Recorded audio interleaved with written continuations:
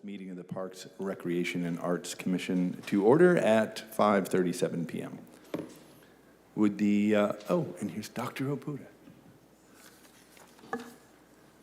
Would the clerk please call the roll? Commissioner Parks?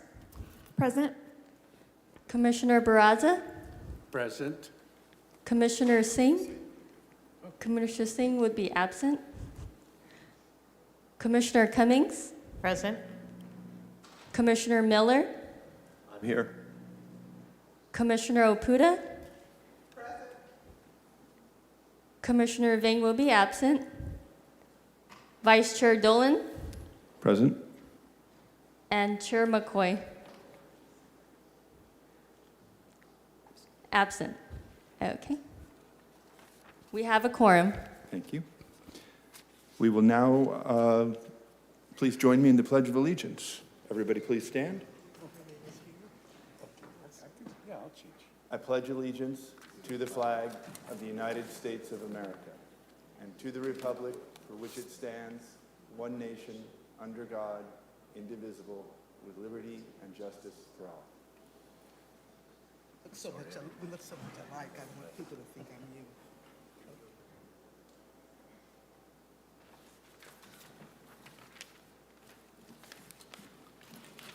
Should I be addressing the secretary or the clerk? We're the secretary to the commission, so secretary. Okay, secretary. Secretary, is there any changes to the agenda? We have received no changes to the agenda. In that case, I will entertain a motion to approve the agenda. So moved. Second. So, motion was made by Commissioner Miller and seconded by Commissioner Barraza. And because we're not on Zoom, you can just ask if there's any opposition. Ooh. Is there any opposition? Passes 1, 2, 3, 4, 5, Passed 6. as moved unanimously. Secretary, are there any changes to the minutes from March 27th, 2023? We have received no changes to the minutes. In which case, I will entertain a motion to approve the minutes. So moved. I'll second. Cummings. Motion by Parks, seconded by Cumming. Secretary, I guess we can just,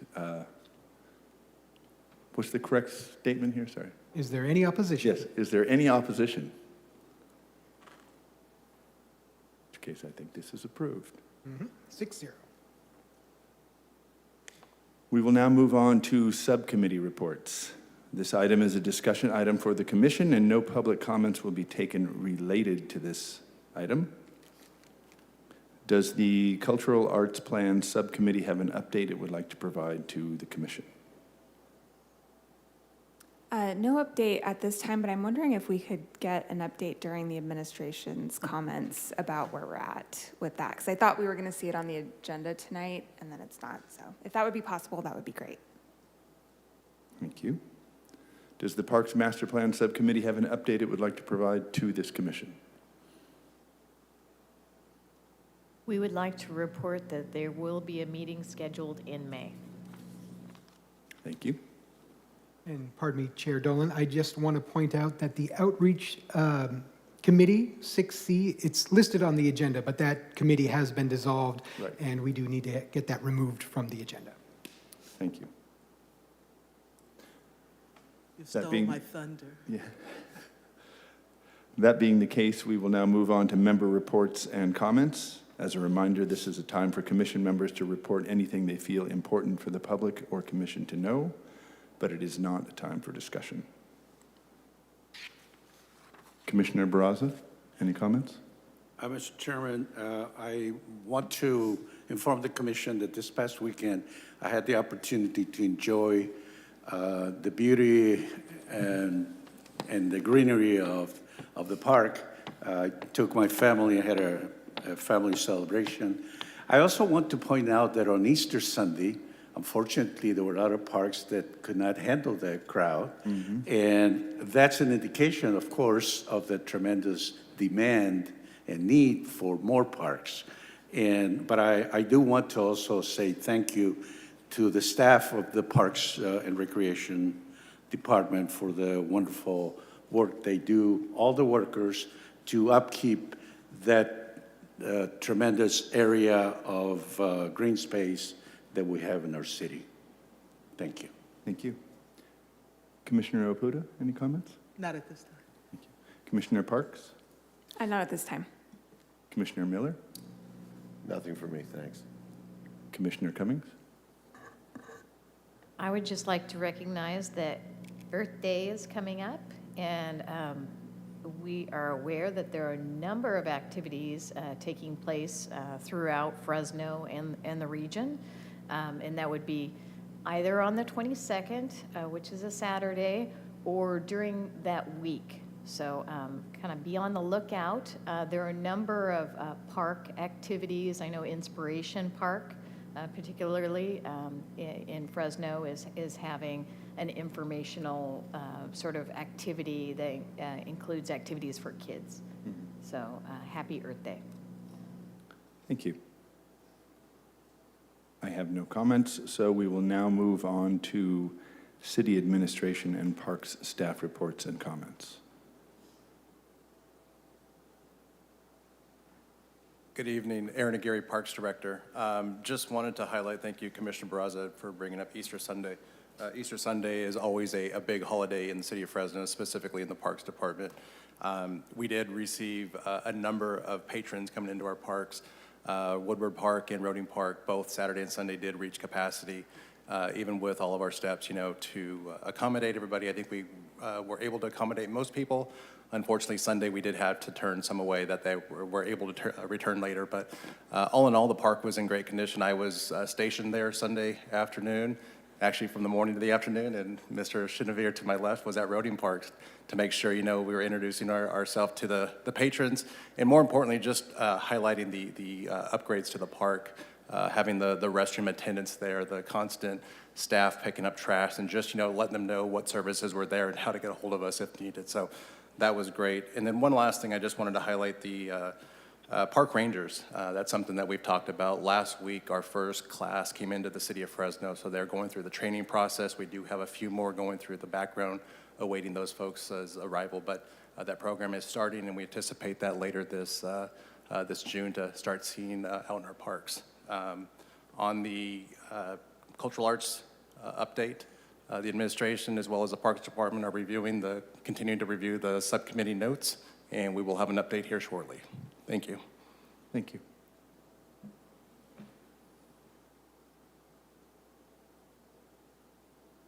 Anybody from park staff or anyone else from the city? Any comments?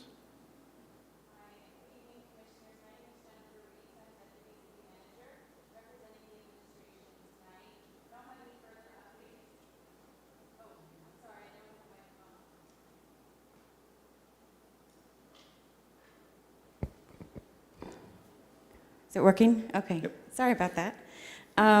My name is Jennifer Reese. I'm Deputy City Manager. I'm representing the administration tonight.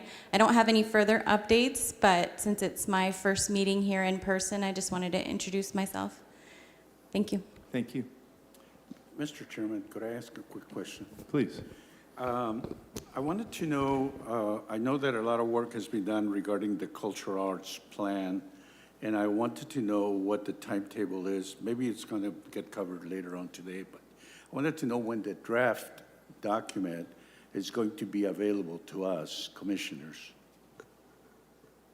and the public. So Commissioner Barraza, as mentioned, we're going through that review process. We anticipate having that out. We'll send a memo or a trade memo of some sort to the commissioners and when to expect that with a better timeline, probably in the next week or so. Thank you. Okay. We will now move on to unscheduled communication. Would any member of the public like to speak on any issue within the jurisdiction of this commission? You'll have up to 3 minutes. As a reminder, if you would like to comment on this scheduled workshop regarding pocket parks, now is the time to make a comment. And if you'd like to make a comment regarding any of the other scheduled hearings, comments will be taken when each item is called. I do have a card from Jesse Toledo.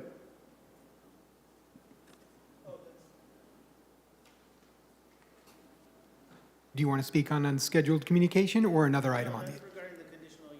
Okay. And then I also have a card from Liz Looney.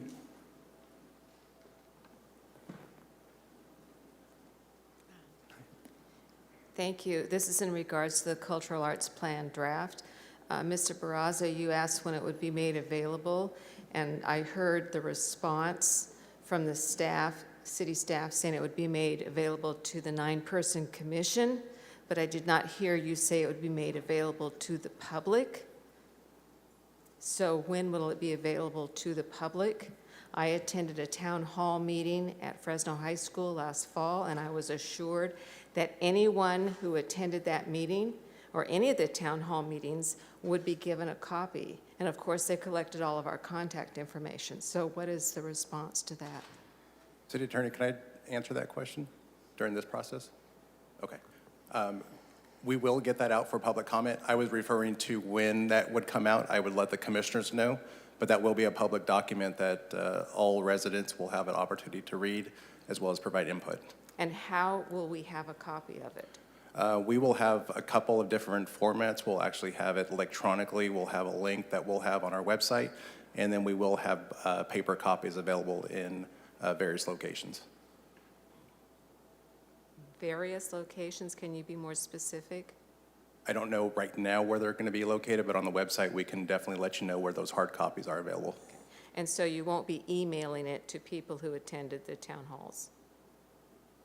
Okay. No, they will all be through our website, a link, and we'll get that pushed out in that manner. I don't recall committing to sending emails out to everybody. That may have been gathered for a different reason, but this will not be emailed out to the entire community. Thank you.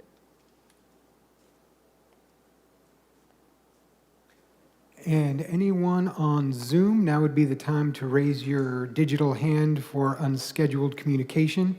If you are attending through Zoom and would like to address the commission with unscheduled communication, please raise your virtual hand. And there are no hands on Zoom. We will now move on to workshops. Would someone from the Public Works Department please begin the presentation? And just for the members on Zoom, this is the first workshop, 10A workshop on pocket parks and community facilities districts.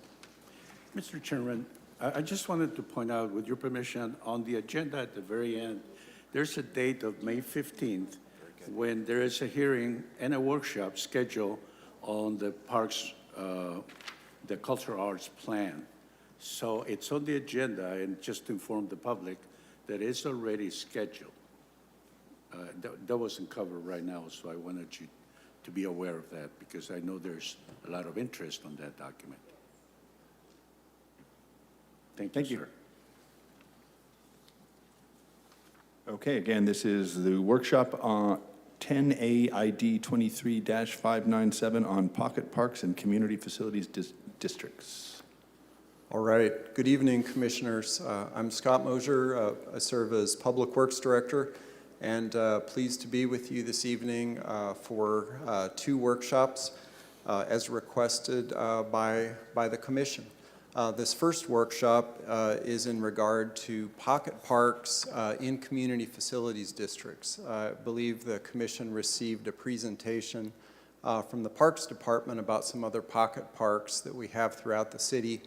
There were some questions from commissioners about the others that are in some newer neighborhoods and maintained by community facilities districts. So pleased to be with you this evening to share about those.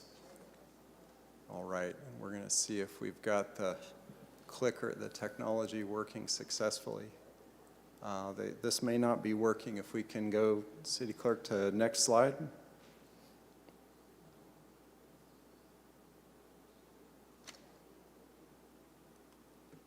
Very good. Perfect. All right, so just by way of background, wanted to just go over some provisions in the general plan as far as city total park inventory and general plan goals and policies. I know you've discussed these previously through things like in discussing park master plan and such. And that's a goal of a total acreage of 5 acres per 1,000 new residents, 2 acres of those being regional parks and trails, and 3 acres being comprised of pocket parks, neighborhood, and community parks. And so the goals for those 3 acres, again, pocket, neighborhood, and community, deal with pocket parks being those under 2 acres, neighborhood generally 2 to 10, and then community parks from 10 to 40 acres. All right, City Clerk, next slide, please.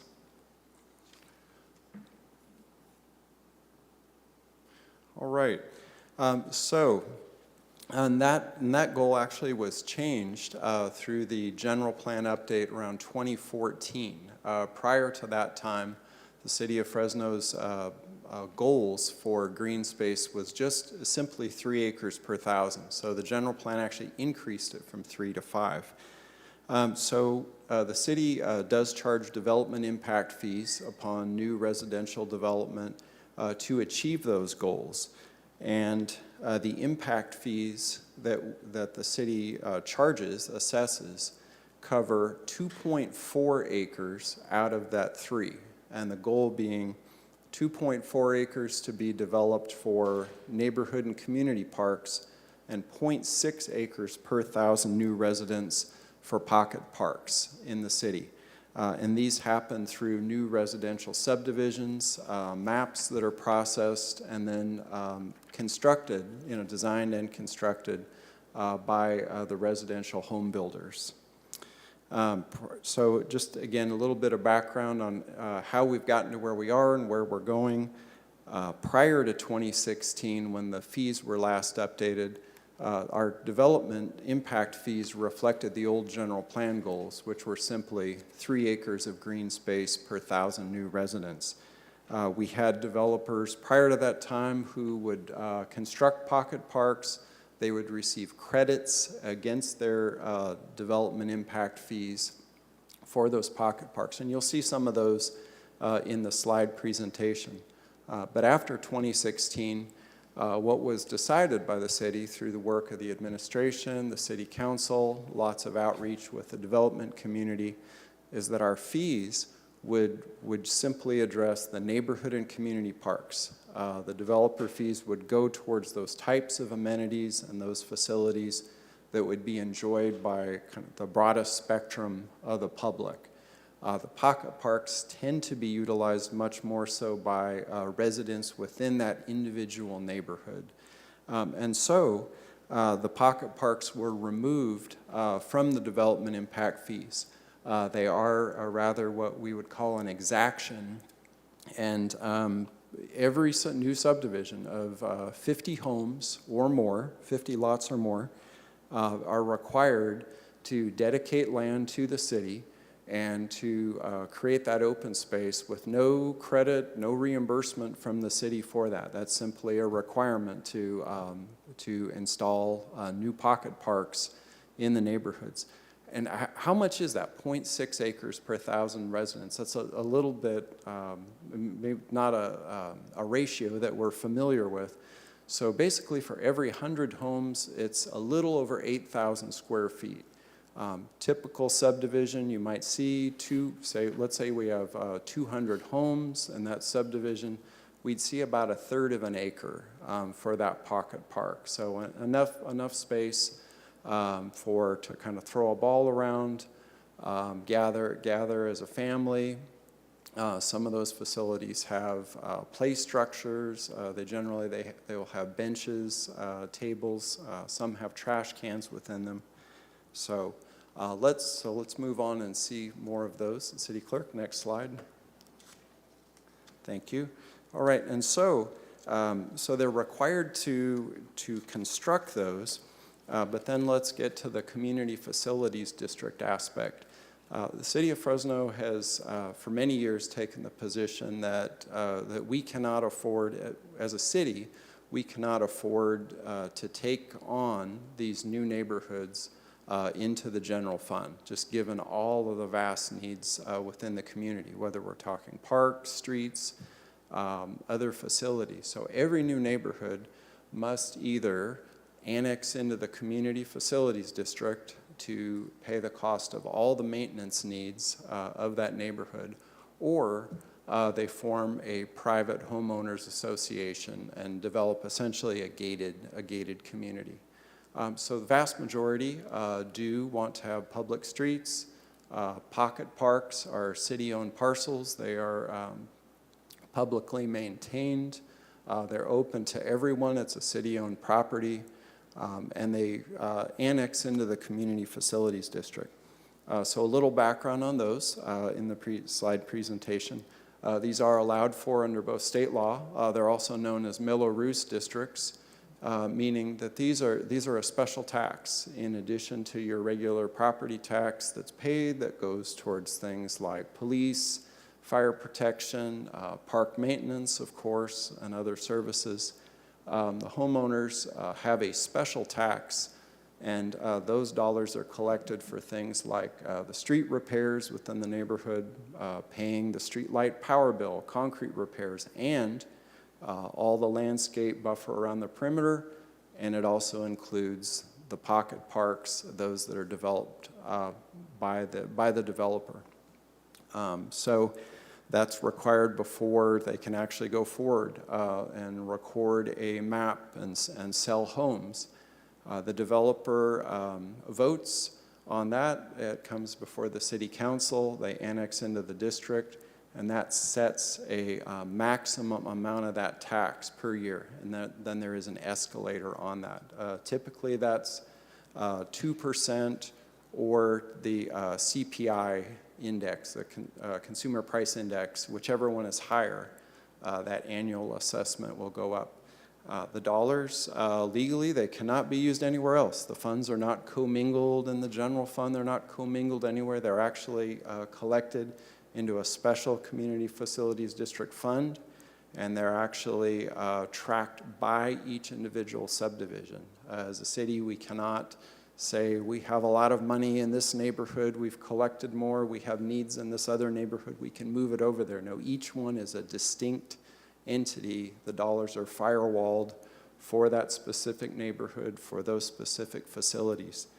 Lastly, I wanted to mention that the funds do include both annual operating costs, things like mowing, edging, if there's a trash can there, emptying the trash.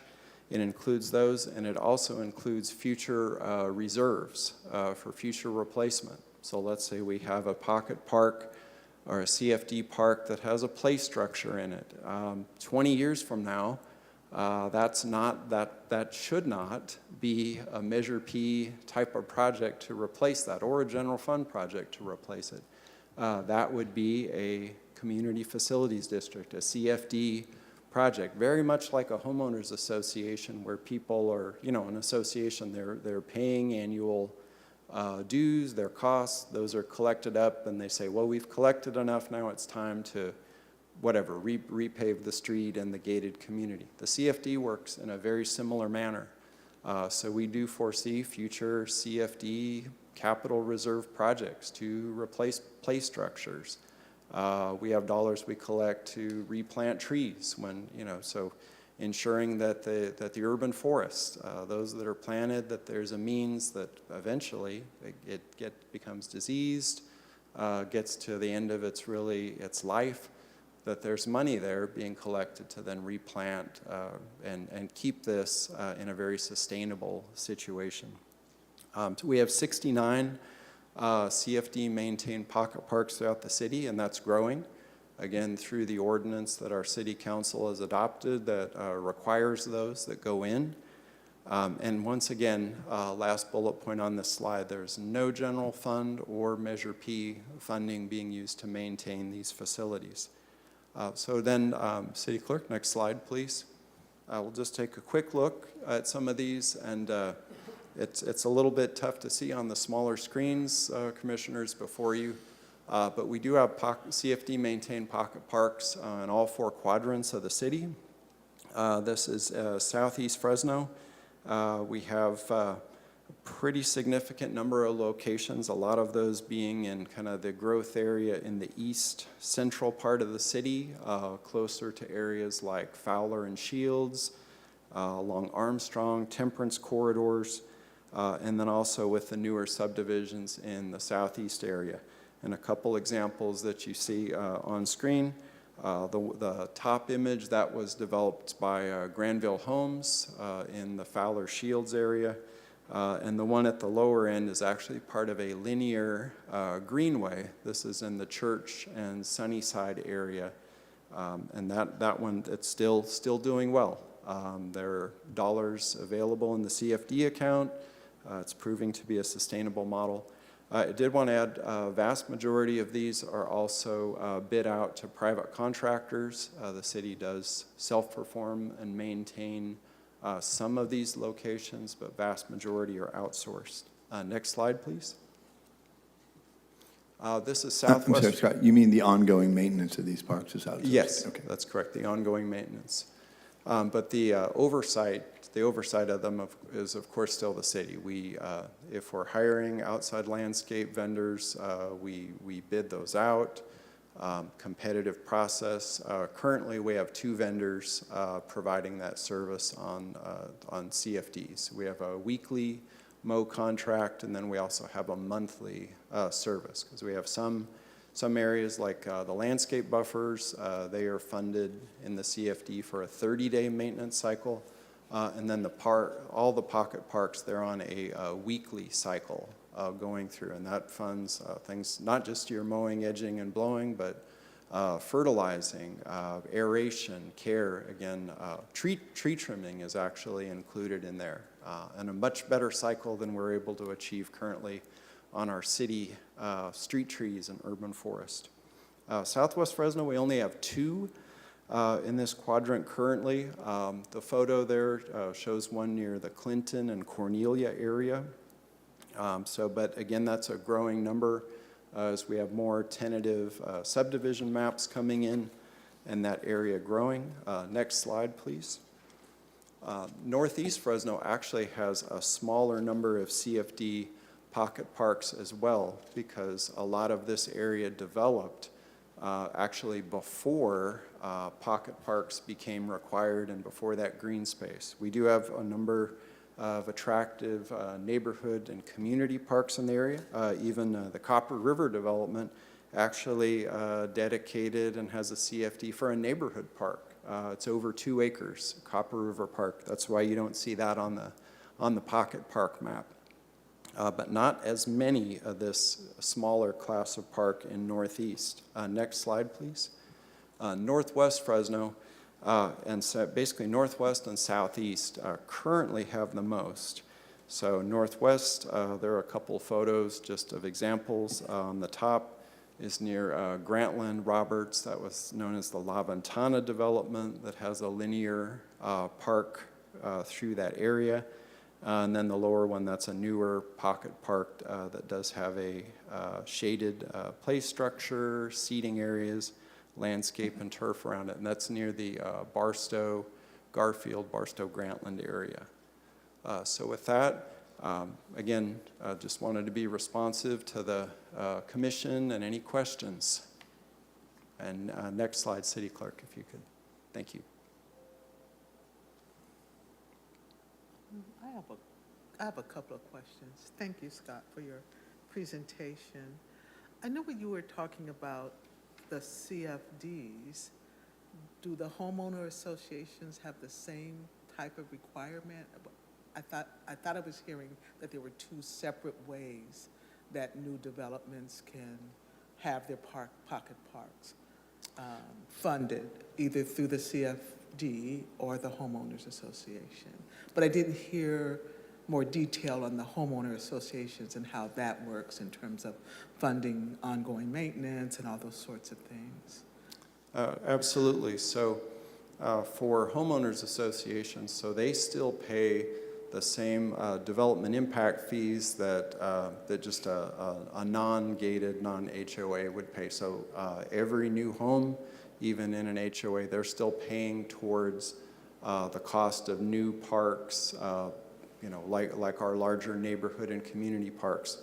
But with respect to pocket parks, those homeowners associations, they are required to create and they don't dedicate the open space to the city, but they're required to have that same amount of common area green space. So in this case, instead of the city owning that and having a CFD to maintain that green space, it would be privately owned by the homeowners association.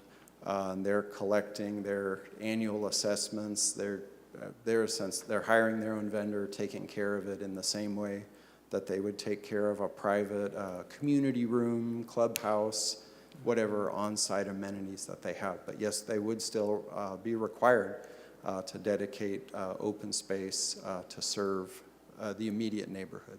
Okay. And my second question, thank you for clarifying it. Now, you did say all that, but I didn't quite Excellent get question. it. What's the developers and the requirement for a pocket park or green space for their communities? Are there required amenities? Like, are required to have benches? Are they required to have play equipment? What kind of requirements do they have? Just curious. So currently, excuse me, the developers, their requirement for amenities really depends upon the size of that green space. If it is a larger green space, for example, the council just approved an agreement with the Park West development. That's out near Grantland and Ashland. They're developing a CFD-maintained 2-acre park. They work closely with both Public Works and Director Gary and the Parks team on what types of amenities would be included. In that case, they have, there's the final version, dog park, shaded seating area. There's a children's tot lot area, drinking fountains. So they've actually packed quite a bit into that 2-acre space.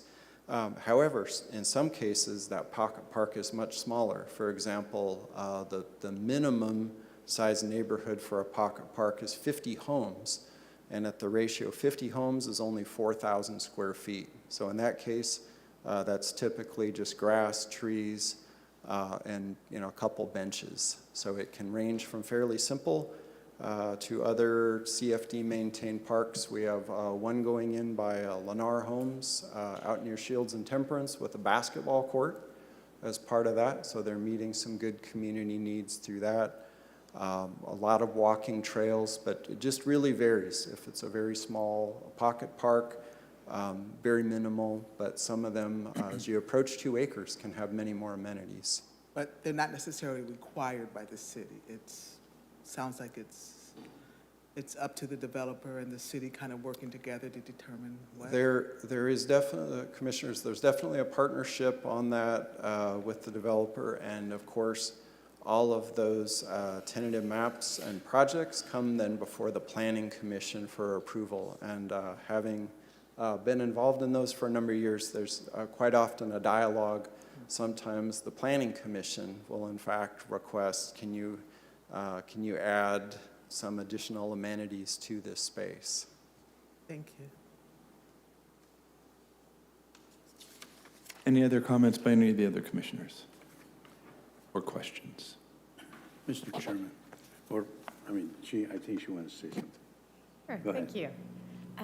So this is just kind of a question. I know that there's a high degree of rental, for like in our, especially high needs areas of Fresno, rental properties that are older properties that are managed by property management companies.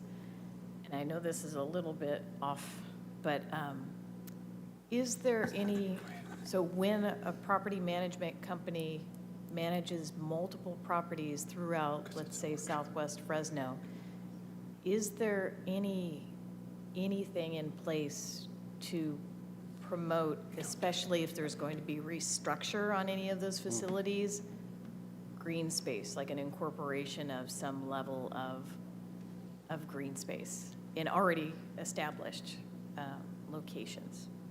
Do you understand that question? The old stuff. Commissioner Cummings, with respect to multifamily type projects or more single-family neighborhoods, just want to be... Multifamily, because there are a lot of people renting in multifamily establishments that there's a concern that there may not be green space, within walking distance. So this is probably something that's more of a progressive policy. Maybe some cities have it or the future, but it's in those older properties, not the new developments.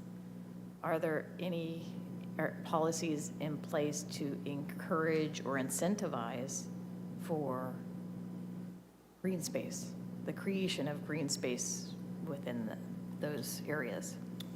So policy-wise, I think that really depends upon whether this is just a simple refurbishment, tenant improvement, or does that property owner, the property management company, or do they need some kind of entitlement from the city? Is there some type of, is there enough of a change that it's not simply a new coat of paint and let's restripe the parking lot, which is, again, just minor. But if it's a major project that involves reconstructing buildings, then that would trigger the current municipal code, the current ordinance and requirements for that green space. But to date, as far as any type of incentive, specific program for that, I'm not personally familiar with one. We've definitely seen certain owners, especially agencies like the Fresno Housing Authority, who have promoted refurbishment, enhancement, green space, and opportunities they're creating.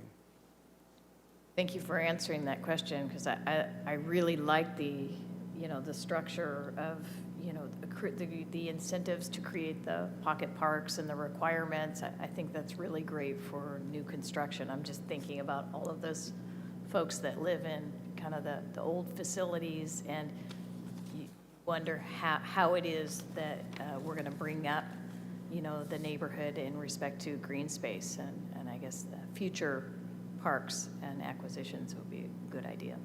Thank you. Thank you. Commissioner Barraza?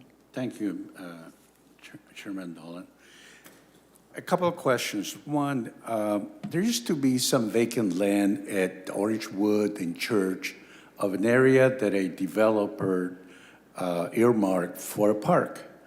And that place continues to be vacant, and I think there was like a basin included.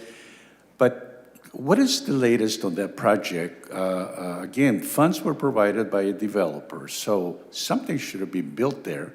So what happened there? What's the update on? Why don't we have a neighborhood park or a pocket park or something? Very good. Let me, commissioners, excuse me, I'll start off, and then Director Aguirre may want to weigh in on the capital program. So a brief history on that. Church in Orangewood, the property was originally owned by KB Home. There was a residential development, but that development did not have permanent storm drain system in place. The flood control district had not yet either constructed or caused developers to construct storm drain pipes to service that neighborhood. So KB was required to develop what's called a temporary ponding basin to serve the single-family neighborhood across Church Avenue. The developer, and this was an agenda item that went before our Fresno City Council. The developer did not want to own and operate that temporary ponding basin anymore that still to this day sits on the property, and the developer negotiated an acquisition for the City of Fresno Parks Department to take over the property. As part of that agreement, KB Home actually built all the frontage improvements around the temporary ponding basin. They built curb, gutter, sidewalk, street lighting, so pretty significant benefits to the community. And Parks Department then took over the property. The city took over that ownership about a dozen years ago, still owns it today. The city has the obligation to maintain that ponding basin, which actually serves the residential neighborhood across the street that KB Home had developed. We've worked over the years with Parks Department looking at, well, what will it take to actually develop that, to fill in the basin and be able to build out that park. There is still a section about a half-mile long of fairly large diameter storm drain pipe, flood control storm drain pipe that is missing. And until that pipe near Jensen and Peach is constructed, the basin cannot be filled in at the Church and Orangewood site. So that's where we sit. There is a developer with a map at Jensen and Peach. The project is approved. They have not moved forward. If that developer moves forward, the storm drain pipe gets built, and as parks, we can backfill that basin and look at actually developing a project. And again, not sure if the parks team wants to add any more. No, I just wanted to, no, thank you, Scott. Just wanted to remind, that was one of our Prop 68 grant submissions a few years back that we were unsuccessful with. But yeah, that is something in our inventory, and then we are looking at options for that site. But that was most recently, as far as activity, a Prop 68 grant submission. So that could be a neighborhood park eventually, or? Yes, I do believe that meets the size of a neighborhood park, and it is, I believe, in the Parks Master Plan.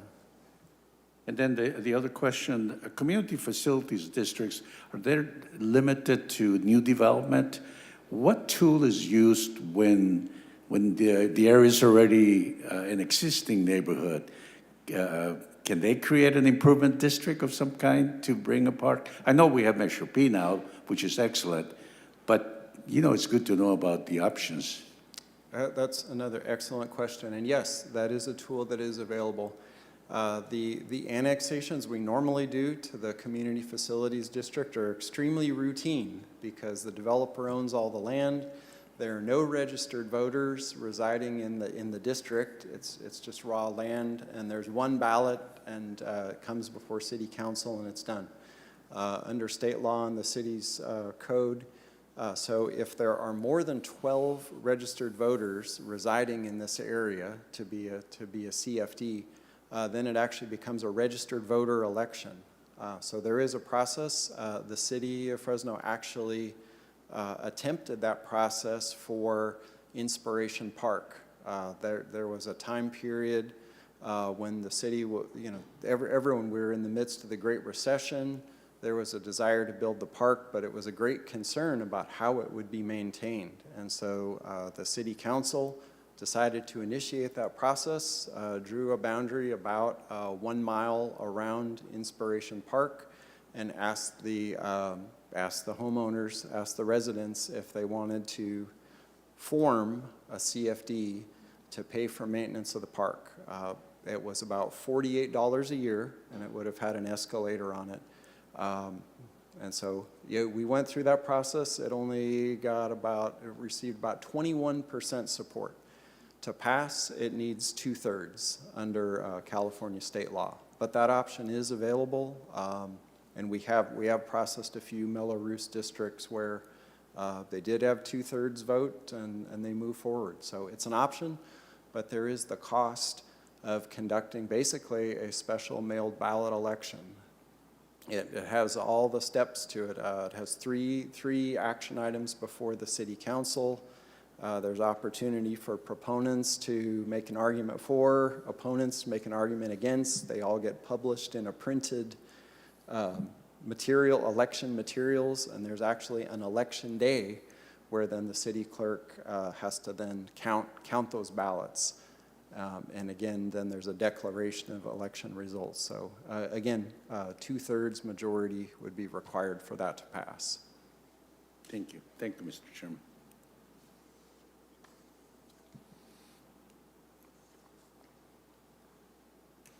There are no other comments, then we will move on to the next workshop, 10BID 23598, update on fiscal year 2023 Measure P funds for expenditure category 5, safe walking and biking trails, street beautifications, litter removal, and the San Joaquin River Parkway.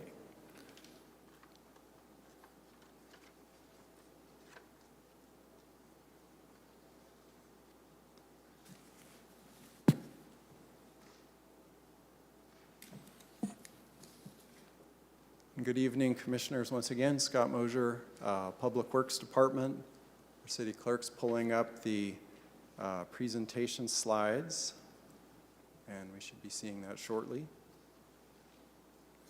All right. This evening we'll be talking about, again, in response to the Commission's request to review the current fiscal year expenditures in Category 5. So next slide, please. Again, by way of background, this is a familiar slide to you all. And again, we're speaking this evening on Category 5, which is the safe walking and biking trail, street beautification, litter control, and the San Joaquin River Parkway. And next slide, please.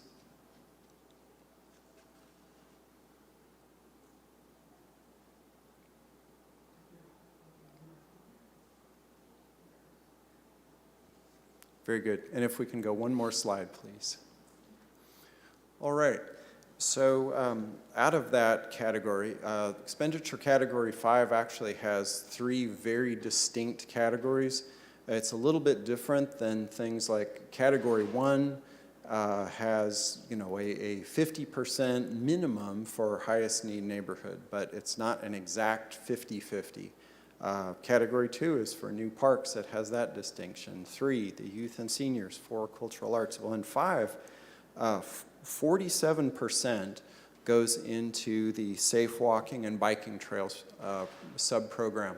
If less is spent in there, we cannot take some savings there and move that into litter control.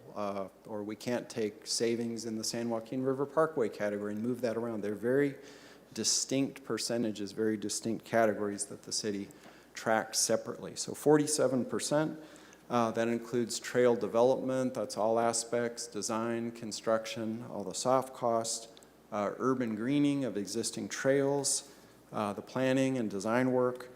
And then there are 2 percentages, 2 minimum maximum numbers. One is that out of this 47% of the 11.25%, no more than 20% of that can go into maintenance and operations.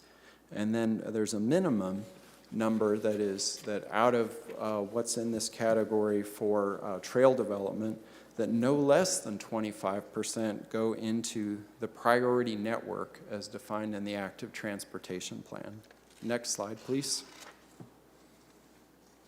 All right, 18% of the total funds are for the San Joaquin River Parkway, and that can be operations, maintenance, capital improvement projects, and all of that work is to be done in coordination with both the San Joaquin River Conservancy and the San Joaquin River Parkway Trust. Lastly, subcategory 35% of Category 5 shall be made available for the litter control and beautification. Litter and debris removal can be along major streets in the city or along freeways. So this is not a park type of program. And then also landscape beautification along major streets. Lastly, of course, the planning, design work, permitting. It includes prioritization of things like drought tolerant, lowering water usage, leveraging grant funding. So we'll go on. The next slide is regarding our actual expenditures for this year thus far and what we project. So I'll walk through those one by one, again in response to the Commission's request for an update. So first of all, trail maintenance. This number right here, this is the 20% out of that revenue in the 47% trail category. Our amended budget for this year, and amended means basically what's adopted and then the motions and any council budget amendments. The amount is $670,000 for this fiscal year. We've expended all our actuals are as of the end of March. We're at $118,000, and we project by June 30th we'll be at $489,000. So that included forming a new trail crew. We filled new positions, and we're now maintaining all trails in the city on a 90-day cycle, which is a significant improvement.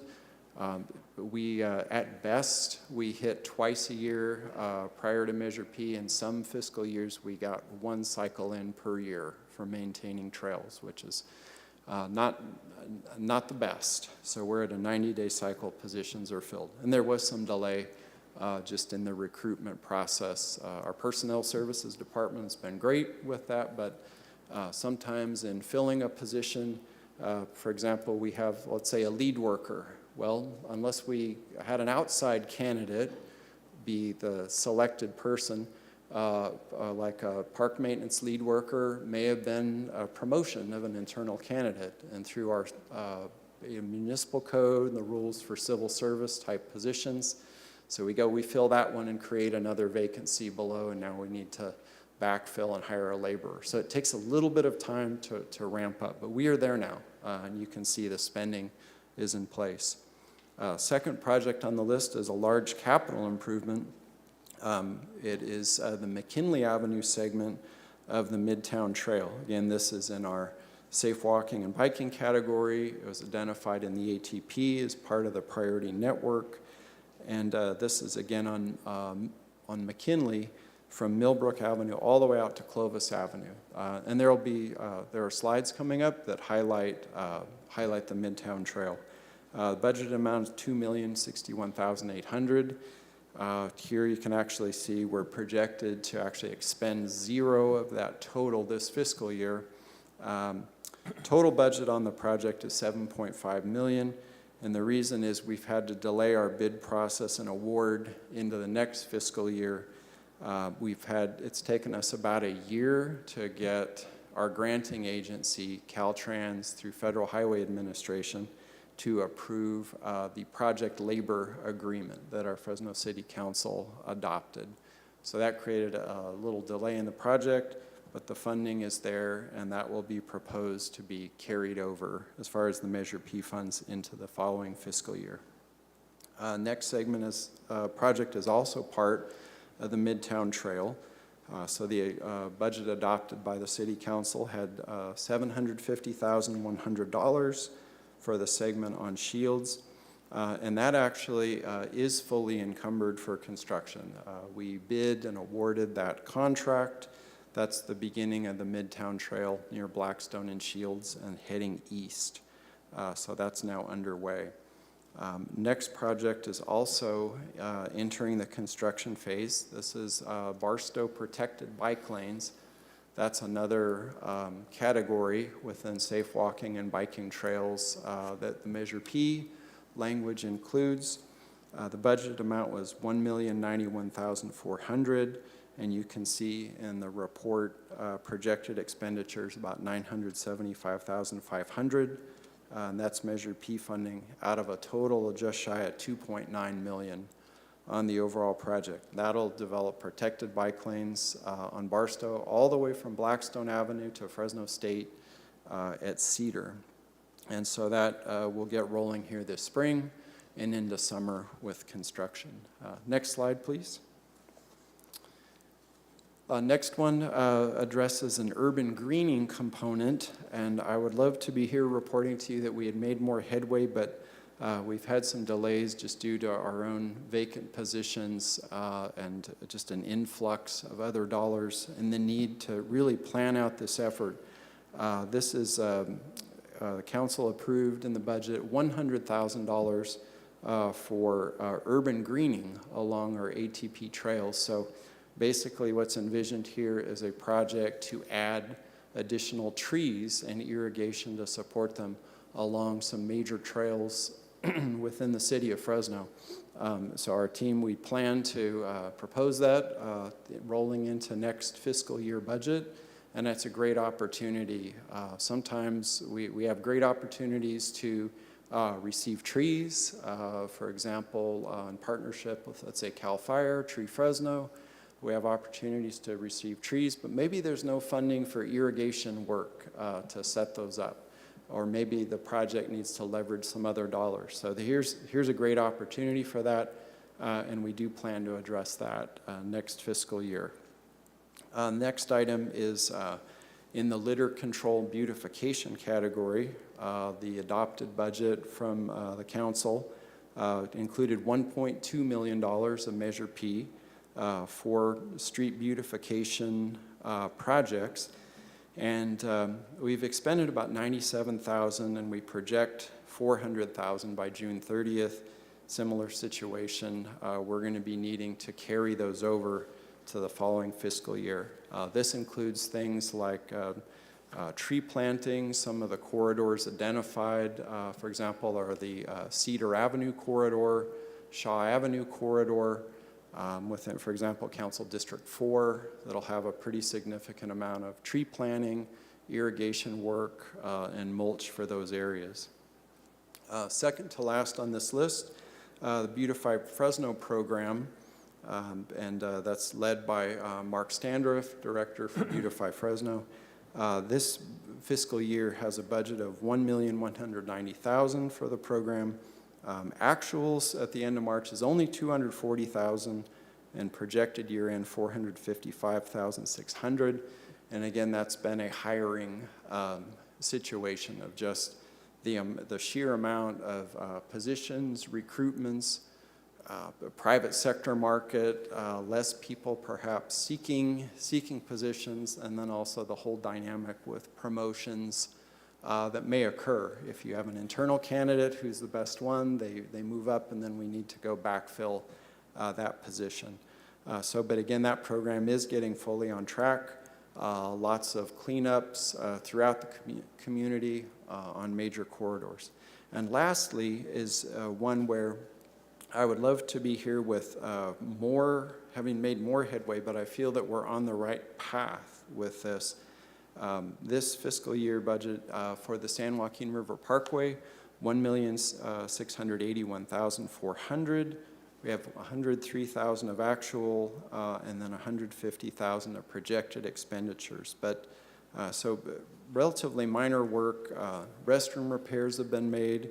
Down in the river bottom, we now have janitorial working twice a day at a restroom that was just completely shuttered from basically the Great Recession, really up until recently with Measure P and having resources to get it in place again. And then we have that locked and unlocked on a daily basis. Also quite a bit of concrete repair there. And what we've done on this one, wanted to update the commission. We have a local consulting firm on board and meeting with the Conservancy and the Parkway Trust to really review, do an assessment of the River Parkway and review priorities and plan out these projects. So even though you see a balance growing in that area, we see that we're really lining up some significant projects that then in 24 and 25 can be fully implemented, and I think really do a lot to improve, expand those corridors. Briefly, I just wanted to go through a couple highlights here. Next slide. Just to show you a little bit more about these, a couple of larger projects. This is the Barstow Class 4 bike lanes and Midtown Trail. Next slide, please. All right, in Barstow Class 4, the existing street, it's a 4-lane roadway. It does have bike lanes in some sections, and we actually are marrying up we're combining the Measure P funds with some other, we added some road maintenance dollars through Measure C, some street maintenance funds to repave a half-mile of Barstow from Blackstone to Fresno, be complete reconstruction. And then the rest of the street that's in better shape is simply a restriping of the roadway. Next slide, please. All right, what is a Class 4 bikeway? So In contrast to just the painted stripes, what's called a Class 2, Class 4 actually provides a protected environment with some type of barrier between the bike lane and the traffic. Next slide. All right, so this is an example of the picture that you see here is Maple Avenue near Fresno State. And in that case, there's actually on-street parking, and the parking plus a buffer serves as a barrier from there to the bike lane. So that project really exchanged positions. You had, instead of curbside parking and the bikes squeezed between the parked cars and the travel lane, that Class 4 with parking flip-flops that position and puts the cyclists near the curb in a more protected environment. On Barstow, we do not have on-street parking, so it really just becomes a buffer to protect between the travel lanes. Next slide, please. All right, the project also includes what are called bike boxes. So this provides cyclists more opportunity to be in the intersection if they need to make left turns. They're ahead of the vehicles. There's more space. Next slide. The roadway changes. Here's how Barstow looks today. Fairly wide lanes. If you drive Barstow, very comfortable for driving faster. Next slide. So the reconfiguration narrows up some of the lanes, which helps reduce speeds, and then also creates buffers. And in the lower section, you can see a 6-foot buffer in between the bike lane and the through vehicles. This initial project will have flexible posts, closely spaced flexible posts in that buffer area. And there's certainly opportunity on Class 4s to, in the future, upgrade that. Some parts of the country have these with curbed islands for separators, more costly, easy to add later, or in areas where you have lots and lots of rainfall. You can even do nice planters. If you're in Seattle, you can just put planter boxes out here, and the rain just comes and takes care of it. We have our challenges with, if we're going to do that, we need an irrigation system. Next slide. So that's Barstow, and then briefly on Midtown Trail, here's a photo of the Clovis Avenue section, which is now done and opened. Next slide. Just overall, Midtown Trail, 7.1 mile long corridor in central Fresno, an area which really doesn't have a trail system as some of the new growth areas or North Fresno has experienced. Next slide. Here's the overall route.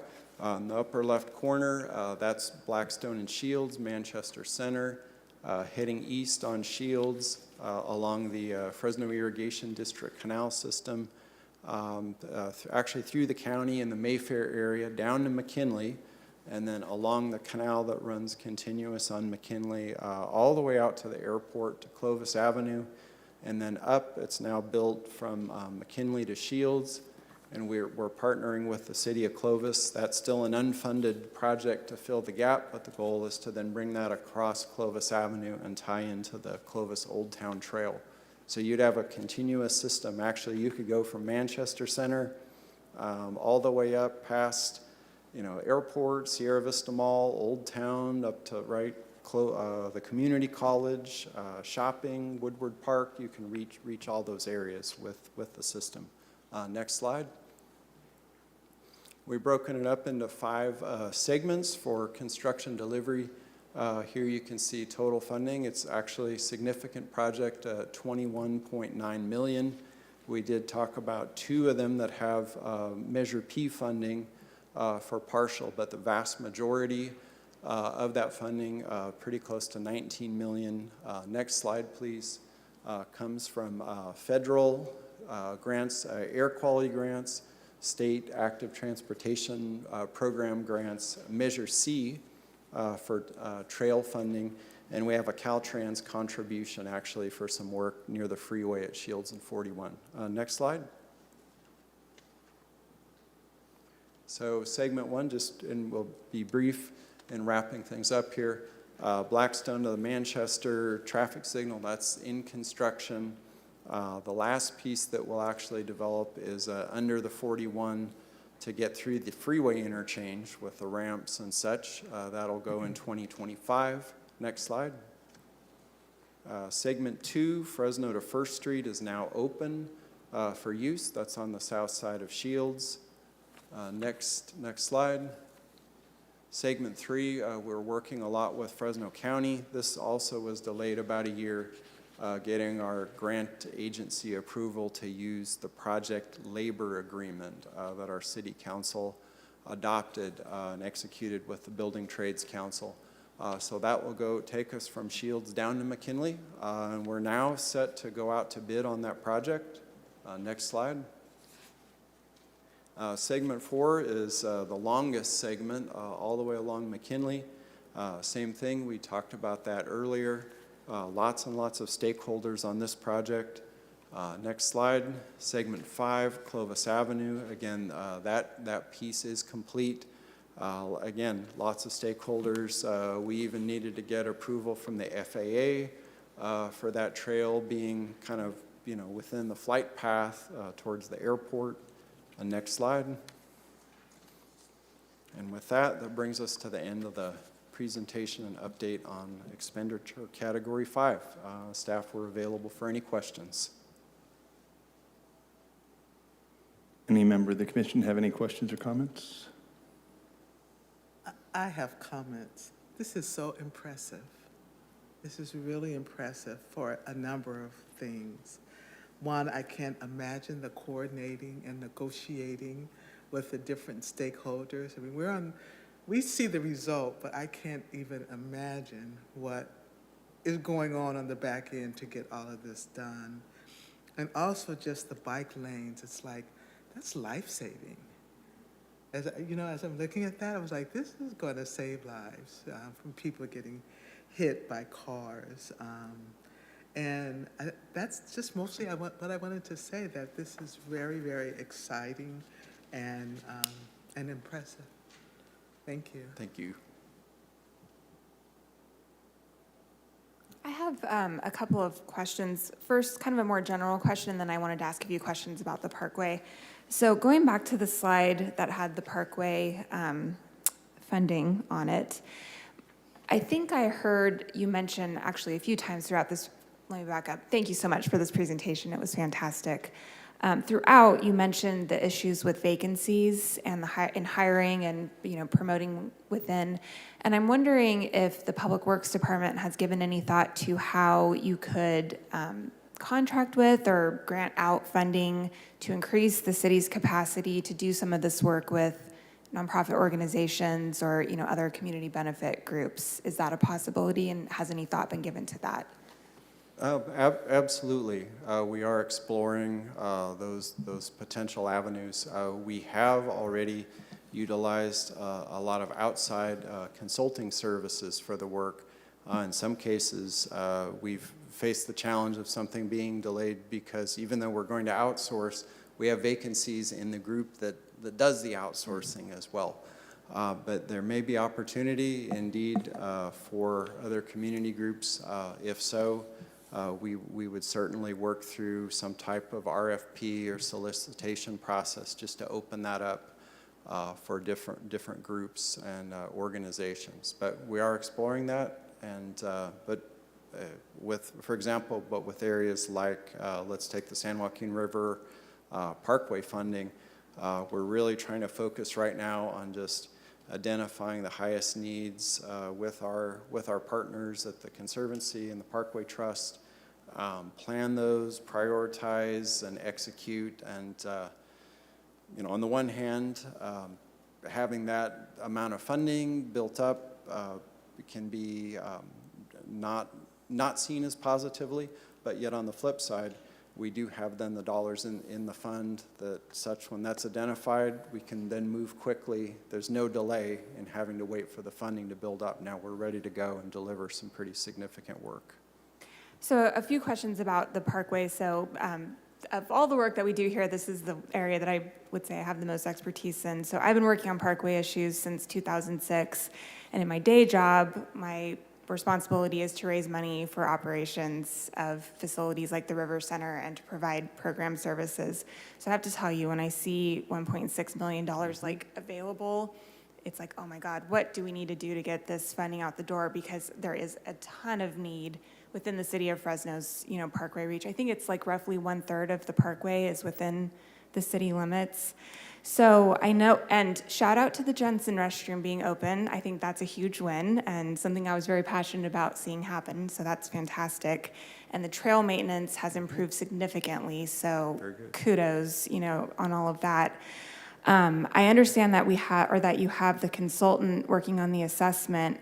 What does it look like, the working with the Conservancy and with with the organization that I work for? Because I think I could tell you that we could hand you a list of, projects that we could spend $1.6 million pretty easily. So what does the timeline look like? Like, when are we going to see what those projects are moving forward? The consultant contract, that's due to wrap up in the next 60 days. So that's not a long, lengthy process for that. They've done lots of field visits. Some of the needs are already coming forward. For example, not a big surprise given what the commission's discussed about, let's say, for example, park irrigation needs. One of the identified needs is, we need to be planning on a replacement of quite a bit of the Eaton Trail irrigation system to be able to sustain our trees, and we're just having more and more problems with it as the years go by. So, and what that process will look like is then weighing, okay, we have, the consultant will help us with a cost estimate, for example, the irrigation system, and then how does that stack up against other identified needs, like a low-cost item, for example, is creating some fire breaks within the bluff area so that we don't have a repeat, hopefully, of what happened a couple of years ago, where, wow, major fire, lots of burn damage. That could have all been avoided, and so that's probably an easy one, where there will be consensus of the group. Let's go, let's get it done. We make that happen. And then other needs for things like, for example, Millburn Overlook. How does that factor in the priorities and such along the whole River Parkway? And what about, like Fresno River West and Camp Shane, which the city doesn't own, of course, but there is a lot of access happening right now, and many issues that come along with properties being accessed that are not like formally managed. River Bottom Park, that segment of the trail system is in pretty bad shape right now. I've seen some kind of shocking pictures on Facebook recently. So has any thought been given to those downstream reaches? Yes, most definitely. So for downstream reaches, one of our priorities, I know as a city, is ensuring that out of that Measure P Category 5 for the River Parkway, that we have funding in place to maintain River West. And whoever's doing that, that's a separate question. Is it self-performed? Is it contracted out? Separate question, but ensuring that we have that. Again, it's not possible to develop a precise maintenance effort until the design is completely done. That's slated to go to construction in 2024. I'm very, very excited about that. It's going to be a wonderful amenity. We have tentatively costed that out somewhere order of magnitude about $300,000 a year for maintenance. A lot of that will tie into things like restrooms, ensuring there's dollars if there is vandalism, that we address that, looking at things like the park ranger component, what kind of resources need to go into that. So that may be in the range of $300,000 to $400,000. So that's tended to be priority one, to make sure that happens. But then the rest of the revenue stream winds up being, again, depending upon the sales tax revenue, somewhere in the range of $800,000 to $900,000 in total. So that even with that real jewel of the parkway being in place, with a lot of user amenities, there's still funding in that revenue stream to do other things. And I think that'll be part of the work of this ongoing. We've scheduled a monthly series of meetings with the other two organizations, And it seems like there's a lot of opportunity then to look at that revenue stream and prioritize other projects, like, again, and working together. Where does River Bottom Park fall into that strategy? As the other design group works on Camp Pachean, what type of resources does that require? And factoring all that in. And what, so I know that there are supposed to be monthly meetings with the two organizations, the Conservancy and the Trust. Are those happening? And is there more opportunity for collaboration, like out in the field, to really look at stuff on the ground? I would say yes. The city did cancel a couple of those meetings just because the consulting firm was not quite ready with the deliverables, and it felt that we had discussed some things, and we just, as the city team with the consultant, we didn't have new information to share for that month. So we sent out notifications, but I'm eager to keep those going, keep them on track. Yeah, I would just really encourage, like, publicly and for my fellow commissioners, like, the Conservancy and the Parkway Trust has the expertise on operating the parkway.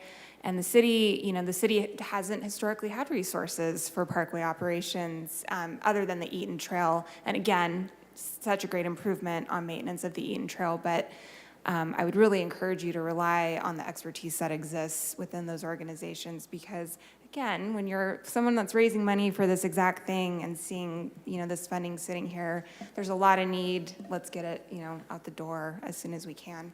Thank you for answering the questions. Thank you. I'd like to sort of piggyback on that, and I can see it from the point of view as well as the urban forest.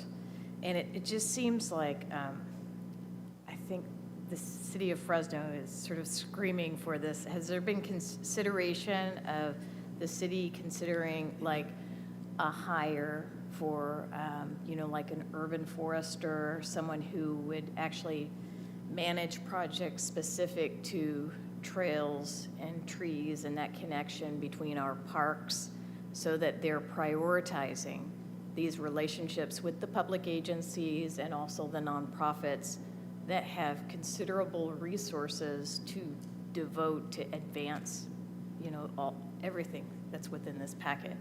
So it's just not who we have now, but someone in place that could actually focus on that vision. We have given consideration, and again, we look at every budget year and working with our mayor and the administration on, you know, on the most appropriate positions and best fit for that. Our current strategy for that is, you know, between myself, assistant director, landscape manager, and we have a dedicated community coordinator in our landscape division who's devoted to really to tree projects and trying to, you know, pull everyone together, manage those projects, and whether it's getting our irrigation team scheduled, or working with council members, chief of staff, lining up volunteers and help, or with our other agency partners, trying to help those come together. And we do have certified arborists on staff. But Commissioner Cummings, to your question, do we have a senior level person who's just dedicated as, let's say, urban forester? We don't have that exact fit, that exact spot. In other cities, they have someone at an executive level with that sort of expertise that can come in and connect the dots, and hopefully we would be able to recruit someone to the city of Fresno, but I see that that's missing.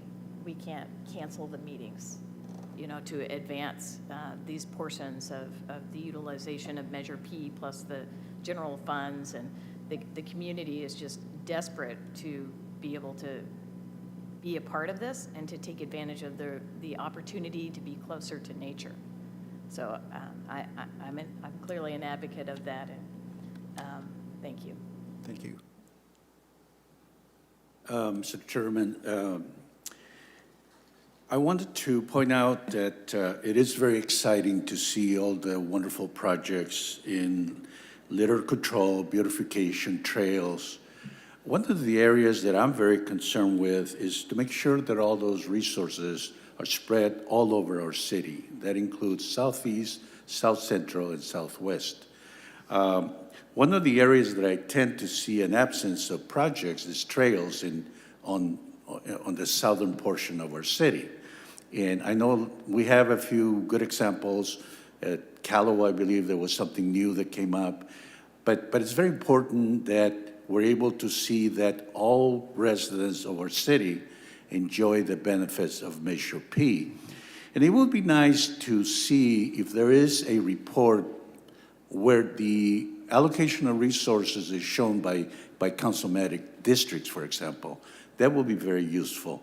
And because you have a lot of exciting projects here, but I think, and I think I've seen those numbers, but it would be useful, litter control. This coming Saturday, we're joining the mayor to clean up the city of Fresno. We in Southeast Fresno are doing our part, and I'm sure other folks are helping all over our city. So it's good to see that there's money there, but I see that the money that's allocated is not being expended. So I don't know what's going on with that. But so I just wanted to see if there was a tool or a report that will allow us to conceptualize the whole city and what resources are being allocated. That's the essence of my comment. And then the other comment I wanted to make, I noticed that in one project that has a total budget of $7.5 million, which is the McKinley Trail, Millbrook to Clovis, there's a comment made about that the reason the project was delayed is because of the project labor agreement. I'm very interested in knowing how is that process working? Is it helping? Because we're talking about the use of Measure P funds, I, as a commissioner, I'm very interested, and I would like to have a follow-up with information as to, what's the benefit of that process? And I know that's a policy approved by the council that all capital projects over the $1 million participate in that. But that's something that has to be monitored. I mean, we have to see, and we're hoping that one of the benefits is that local folks are being hired for our city projects. And I don't have a way of knowing whether that's happening or not. So that's another area of interest that I, as a commissioner, would like to see more information on. Thank you. Thank you. And Commissioner Braza, commissioners, as staff, we are tentatively scheduled to provide our city council with a one-year update on the project labor agreement on April 27th. So that's a tentative date for that agenda item. And that report, which will then become public, that does include information on all projects that have been bid and awarded under the project labor agreement, local hire utilization. It's a pretty thorough update on that, just to where we stand. And the executed agreement does require city manager to provide an annual update year one and then year two. So that will be available shortly. Thank you. Thank you very much. And I didn't mention, because we were just doing Measure P expenditures, I did not mention two things perhaps of interest to the commission. One is Southwest Fresno. Although not Measure P funded, we have a transformative climate community TCC grant for a Southwest Trail. So that will connect from there, kind of near California and west, all the way up to about California and Thorn. So pretty significant trail improvement along a location called Church Road, basically an abandoned street, and building a pretty nice trail facility with the state TCC grant dollars. And then also we provided the city council an update. We had, the city of Fresno captured a state transportation planning grant for the Fancher Creek Trail in southeast Fresno. That starts about Jensen and Chestnut and comes up past Willow, Peach, through Sunnyside, and gets all the way out to Temperance Avenue. During the city council meeting, reports and comments, Councilmember Chavez did indicate that he was wanting to see part of that actually move forward. So there may be some good news from a funding and moving into design standpoint for, about a mile of new trail in southeast Fresno. Thank you. Great.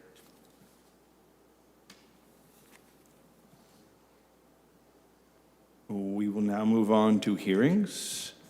Hearing 12A ID 23600. We have a hearing to receive public input on allocations related to Measure P, updates to the Parks Master Plan and Cultural Arts Plan, and annual Parks Department budget and capital improvement plan. Are there any public comments? I do have a card from Jesse Toledo, but I don't know that he is still in the chambers. Oh.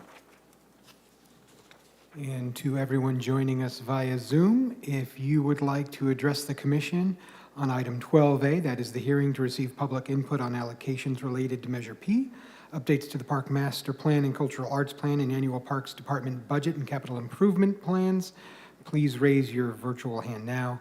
And of course, anyone else in the chamber, if you haven't submitted a card, feel free to approach the podium. And we have no hands on, we have a hand on Zoom. Heather, you may go ahead and unmute yourself, and you may address the commission. Good evening, everyone. Can you hear me? Yes. My name is Heather McKeithen. I am the Arts Education Manager for Fresno Unified. I just wanted to, I had a question actually about the allocation for arts and culture, that segment of this funding. So is there anyone who is able to speak to that? And there might be a response briefly after you speak. Typically, this is where they will gather your comments. But there may be a brief response afterwards, possibly. Okay, thank you.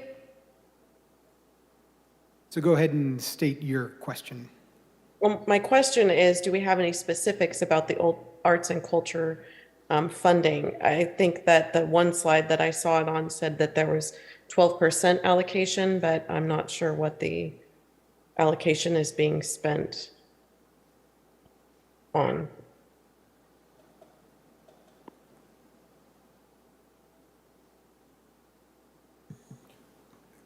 Good evening, Heather. This is Aaron Aguirre, Parks Director. We, at this point, have not spent any dollars towards that, so the money is still available. We have not spent anything to date. Thank you so much. All right, thank you for your comments. And anyone else on Zoom, now would be the time to raise your virtual hand. And anyone in the chamber that would like to address the commission, please feel free to approach the podium. We have no additional hands on Zoom, and looks like no takers in the chamber. Okay, I will now close public comment. Do any members of the commission have questions or comments regarding this item?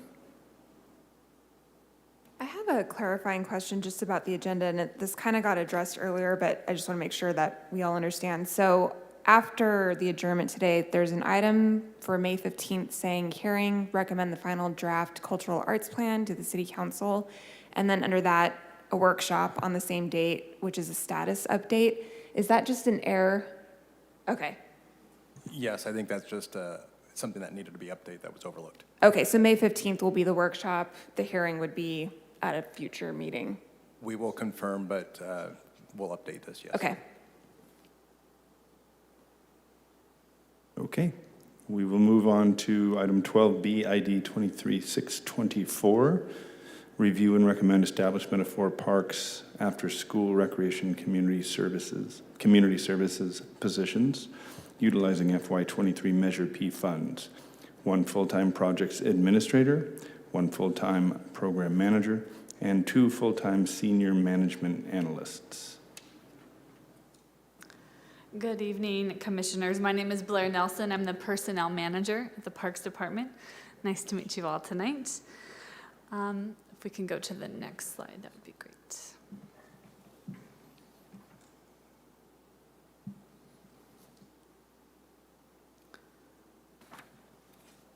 There we go. All right, so staff at the Parks Department have identified the need for additional personnel in order to adequately administer and manage the current and future needs of the City of Fresno, Parks Department in key areas, including capital projects administration, grants, contracts, and purchasing, youth, sports and recreation, and neighborhood safety and community engagement. The addition of 1 projects administrator, 1 program manager, and 2 senior management analysts will utilize appropriations in fiscal year 23 from the following funds: $44,600 of Measure P expenditure category 1, $14,300 from Measure P expenditure category 3, and $1,400 from the BGA grant, which will cover 10% of the senior management analyst for the Office of Neighborhood Safety and Community Engagement. We expect to onboard these folks as early as June of 2023. Next slide, please. Again, these are the positions. These positions are needed to adequately implement administrative engagement, management, supervisory, and reporting activities across several functions, including recreation, once grants administration, contract and procurement compliance, and the large and growing portfolio of capital projects. Next slide. Parks is requesting to add 1 additional full-time position of a projects administrator for the implementation of the $67 million capital portfolio, representing approximately 182 projects in the current fiscal year. Parks projects expenditures increased nearly 200% FY22 to FY23, and we expect that to grow. The project's administrator role serves as the primary owner for coordinating project activities, reporting, and funding across all internal and external stakeholders. With this additional position, this will allow increased focus to improve quality of stakeholder engagement, increased responsiveness across the entire portfolio to respond to emerging project-related issues, cost savings through oversight to ensure consultant and contractor performance aligns with the primary scope objectives, improved project outcomes by ensuring projects are scoped in a comprehensive, cost-effective fashion, and the potential for additional funding by providing information pertinent to the pursuit of grants and other funding mechanisms. Approving the project's administrator will address capacity to adequately manage and increase capital projects pipeline, ultimately resulting in more improvements funded and implemented. This position will charge their time directly to the projects they are working on. Next slide, please. Parks is requesting a full-time program manager to manage programming for aquatics, action sports, and the pedestrian and bicycle safety program. These programs are currently managed by 1 incumbent program manager who is also responsible for Camp Fresno youth recreation, youth sports, and adult sports, in addition to what is listed on the screen. These programs experience a significant increase in activities and events during spring and summer months, which cause capacity constraints during times of peak activity when planning, oversight, supervision, and quick adaptation to changing conditions are most critical.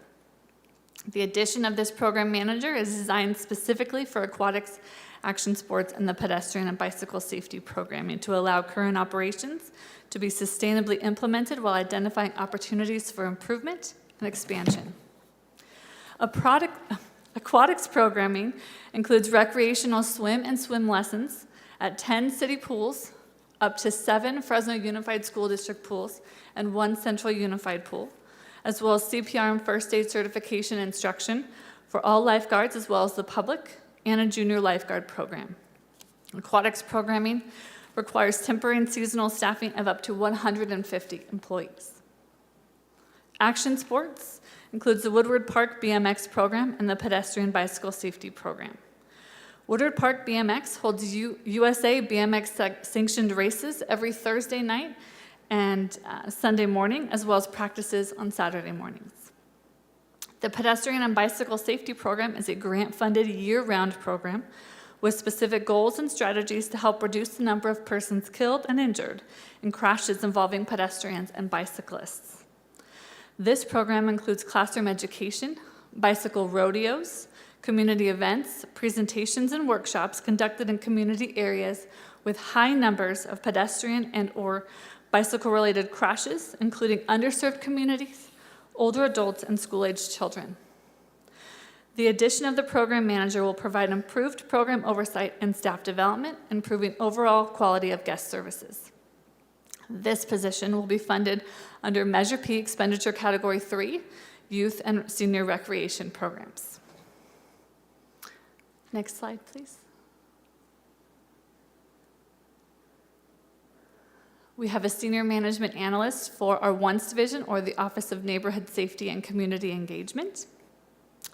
The addition of this Senior Management Analyst will be responsible for managing ONCE division grants, subcontractors, and city contracts, coordinating grantee meetings and audits, verifying and processing invoices, developing and submitting funders' quarterly progress reporting and data entry, coordinating and verifying grant subcontractor expenditures, and assisting with grantee audits, site visits, and findings follow-up. Grants and contracts under management increased 234% in FY23 for this division.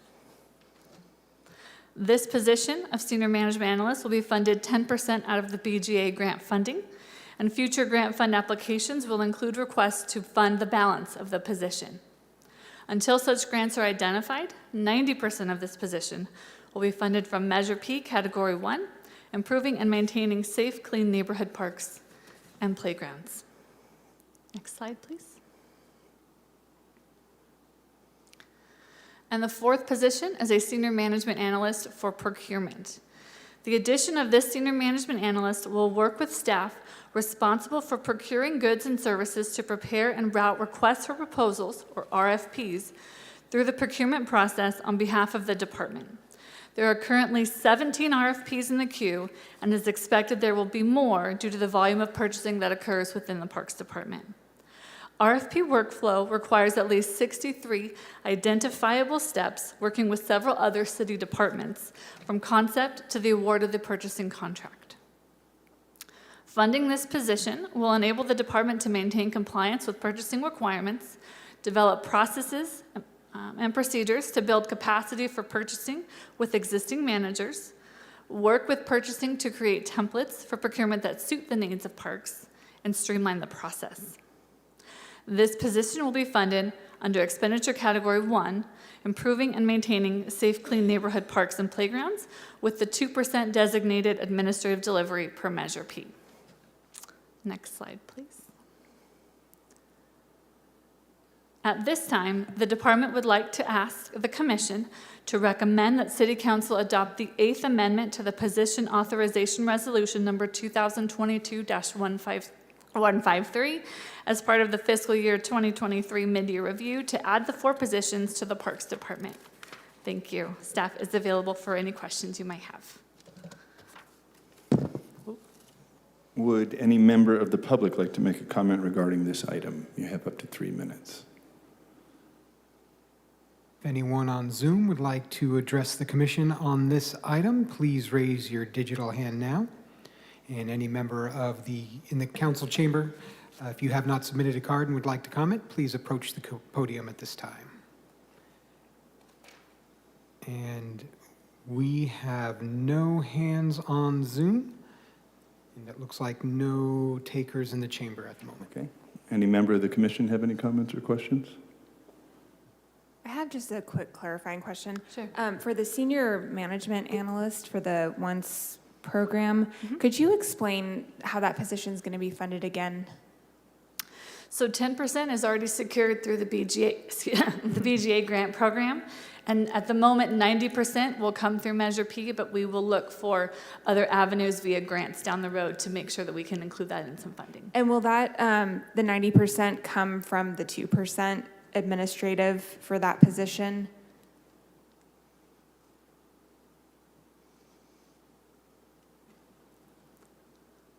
Parks Assistant Director Ed Chenevere. Yes, the 2% administrative cap from expenditure category 1. Okay. I just wanted to wrap my head around how does that role fit into that category. That makes sense. Thank you. Thank you. Okay. I will entertain a motion to recommend the establishment of these 4 parks positions as presented. I Oh, go ahead. Because I so move, Mr. Chairman. I recommend that we recommend that we approve this recommendation to the council for the addition of those positions. I have a motion from Barraza I second that motion. and a second from Maputa. There's no contrary comment, right? There we go. That's passed unanimously. Passes 6-0. Okay. In that case, we're adjourned. Good job. Can I hit my gavel?